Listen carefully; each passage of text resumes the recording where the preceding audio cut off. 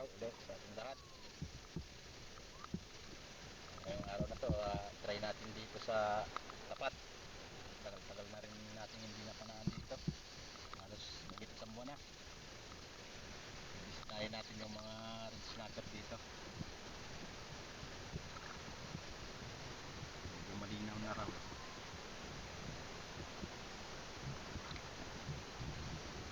Kaya natin magdal yung mga nakatirang red snapper sa mga pinupunta natin area. Yun, maraming salamat nga pala sa lahat ng nanonood ng aking video. Thank you. At sa mga bagong napadaan pa lang, baka naman paki-subscribe naman para pakit ng notification bell para updated kayo sa lahat ng aking vlog na ginagawa. Medyo malalim na. Kalmang-kalmang dagat ngayon, no?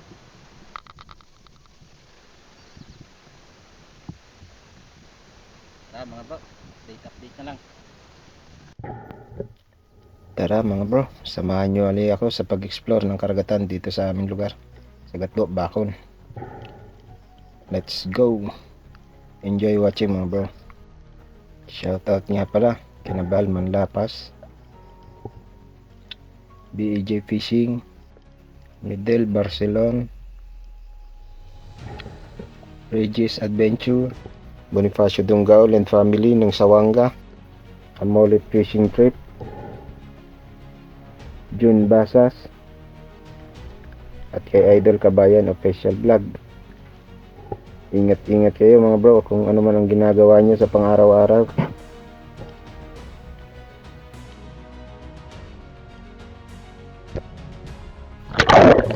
Yun, first drop natin mga bro. Dito muna tayo sa medyo mababaw. At ayun nga, yung visibility, grabe, napakalabo, halos hindi na makita. Yan, yung baba halos di natanaw. Trinay lang natin dito kasi minsan may red snapper dito kaya sinilip natin. Pero yun nga, dahil sa napakalabo wala tayong makita.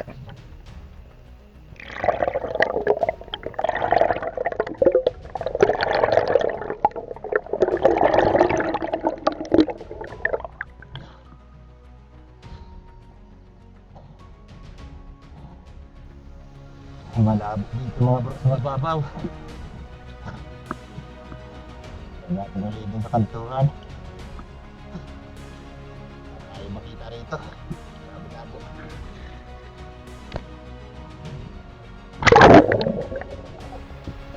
Nakalipat na tayo ng area mga bro, pero parang ganun pa rin, malabo pa rin dito sa next spot na pinuntahan natin. May linaw naman ng kaunti yung pinakailalim niya, kaso ganun pa rin, hindi pa rin natin matanaw ng maayos yung isda. Ito medyo kanto na to. Yan, wala man lang akong naninag na isda.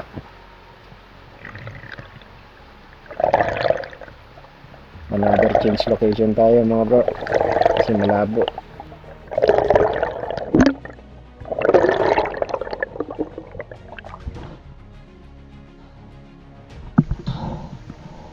Kahit sa kanto ang labo. Grabe.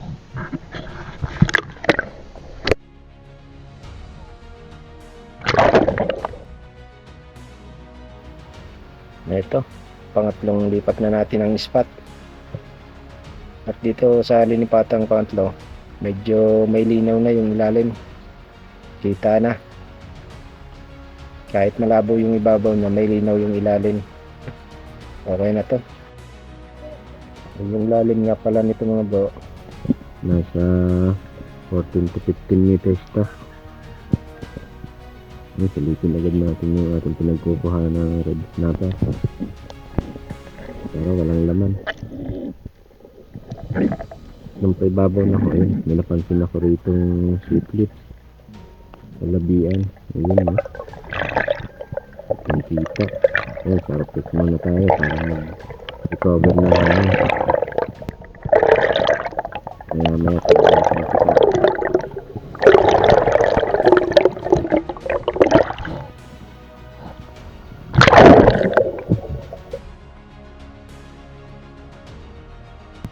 Recovery time pala ng hangin. Inaabot ako minsan ng 2 minutes pagre-recover para mas magandang recovery. 1 minute to 2 minutes. At ayun, nakita ko na nga yung sweet lips, yung labian. Ayun, sa pool.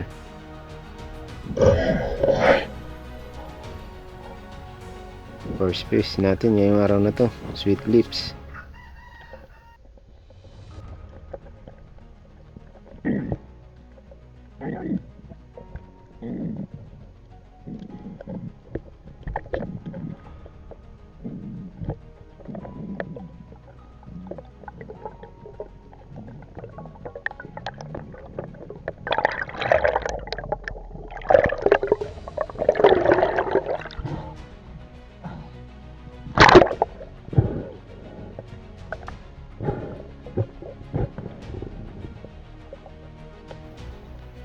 At ito na, naiahaw na natin.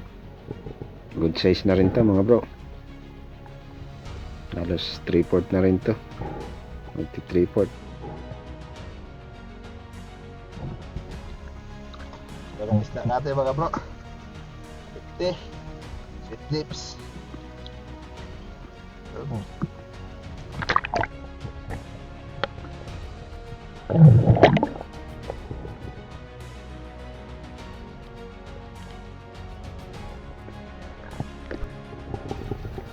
Yun, another dive tayo.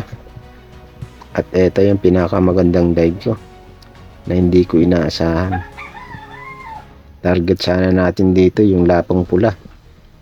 Pero ayan no, hindi ko napansin, ang dami pala nila. Mahigit 8 piraso.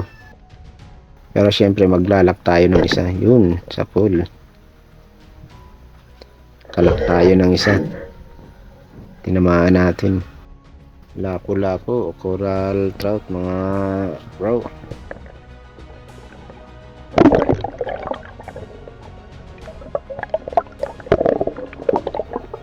Ngayon lang ako naka-encounter ng ganang karaming lapo na magkakatabi.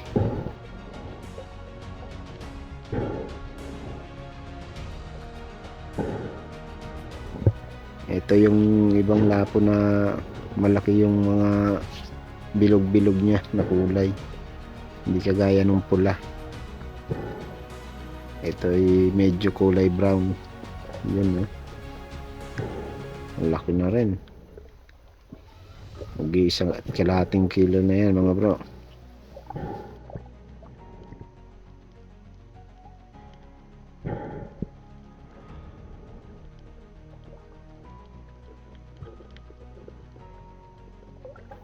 Yun, ang pagkakuha natin ito mga bro, medyo nag-ikot-ikot muna ako at umalis muna ako sa area to para magsipaglabasan uli yung mga lapo-lapo.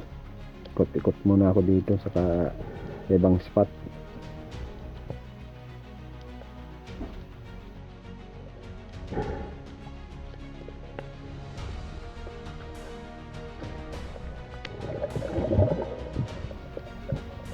Ito nga mga bro, habang nag-iikot-ikot tayo, ayun, may nakita ulit tayong kaibigan dito. Kaibigan nating si Thor. Yun no, patambay-tambay lang siya oh. Medyo mailap si Thor.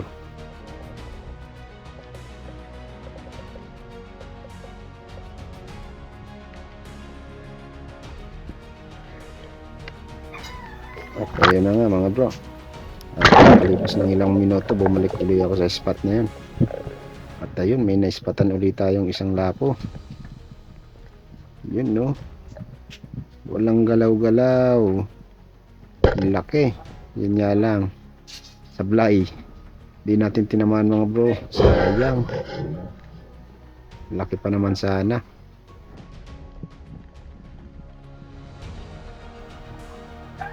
Sayang, hindi natin tinamaan. Lapit na, hindi pa rin tinamaan.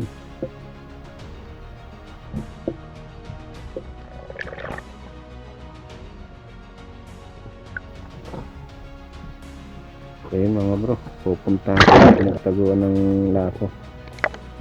Titingnan natin baka sakaling makita pa natin.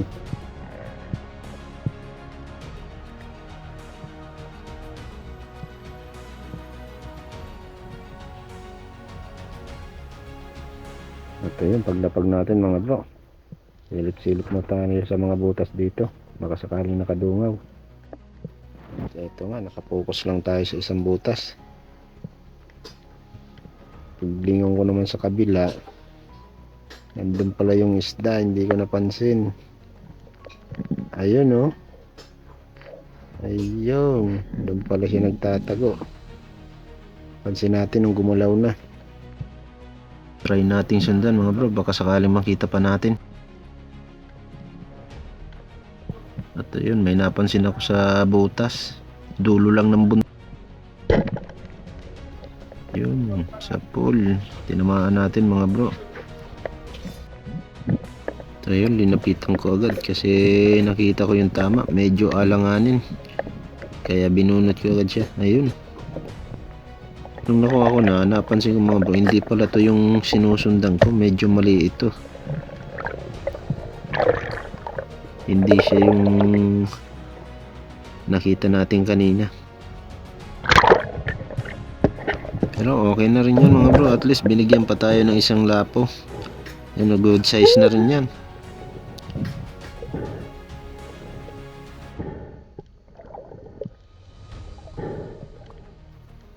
So yun, nakadalawang lapo tayo ngayong araw na to. Solve na ang pangulam natin. At ito mga bro, kinabukasan ulit, bumalik ulit tayo. Pangalawang dive na natin to. Titingnan natin, baka kasi labas pa nung mga lapo eh, sayang naman. Yung unang araw natin, dalawang lapo yung nakuha natin. Marami sana, kaso dadalawa lang yung nakuha natin. Ito na nga, medyo malinaw-linaw pa naman.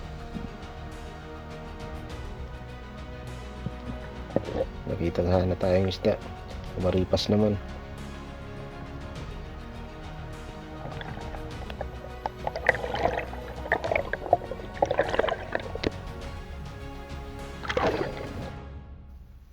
Second drop natin mga bro.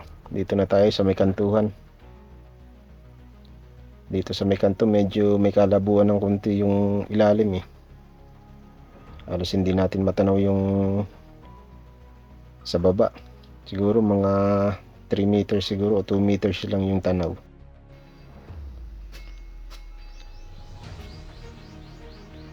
At ayun na nga, nakalapag na tayo. Sinilip ko agad yung butas.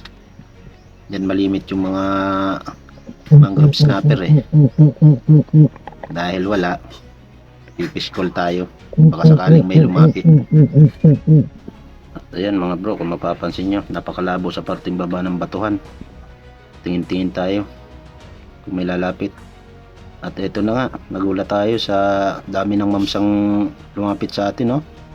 Malito tayo kung alin pipiliin. Pero tinatarget ko talaga, hinahanap ko yung pinakamalaki. Dahil marami sila, hindi tayo makapag-lock ng isang isda para mapana. At ayun, palis na sila. Saka ako pinhabulan yung isa. Tinamaan naman siya, so ayun, sayang. Next time, paparamdam ng mga mamsa ngayon. Babalik at babalik yung mga yan dyan. Hindi natin titigilan yan at hindi natin mababawasan yan. Sayang.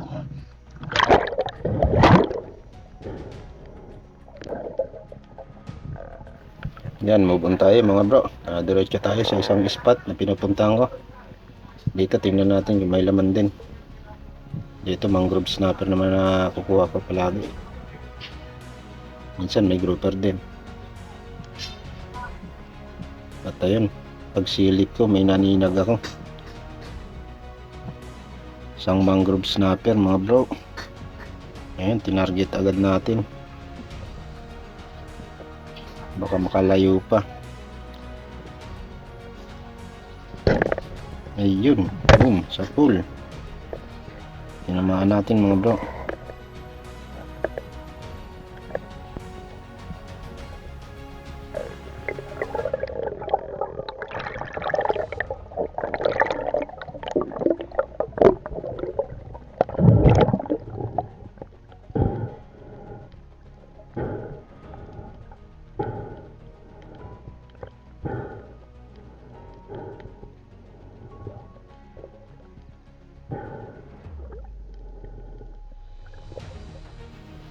Ito mga bro, ang ganda ng tama. Halos gitna na ng sentido ng isda. Yan no.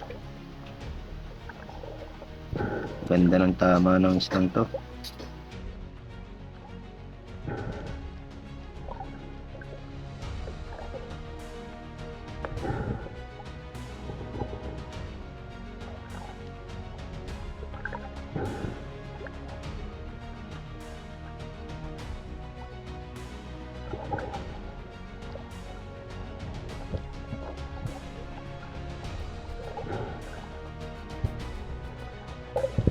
Ito medyo may kalakihan na rin to.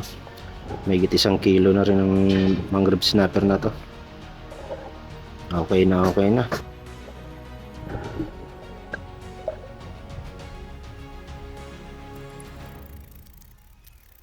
Ayun na nga mga bro. Oras na para linisan itong mga isda. Linisan na natin para mailagay na natin sa freezer. Masarap. Dami na naman tayong pangulam. Stock lang. Lapit na kasi yung lakas ng dagat talaga. Bibihira na tayo makapamana. Kaya yan, i-stock na natin yan sa freezer. Sarap ng sabaw nito mga bro.